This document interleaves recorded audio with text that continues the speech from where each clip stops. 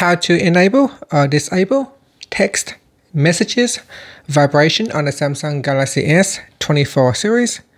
First, tap on the home button to go back to the home screen. And from the home screen, open up the text messages app.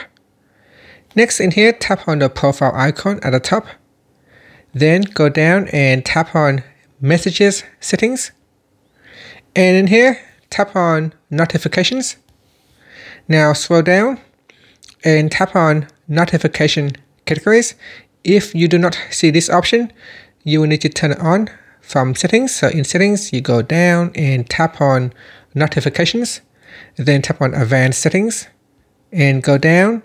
Then make sure you tap on manage notification categories for each app. And that's it. Once you turn it on, you should see this option available. Then tap on it. And in here, tap on incoming messages. Scroll down, and from here, you can tap on vibrate. Tap on the toggle button to turn off or switch on vibration. And that's it. After that, you can tap on the back key or tap on the home button to go back to the home screen. Thank you for watching this video.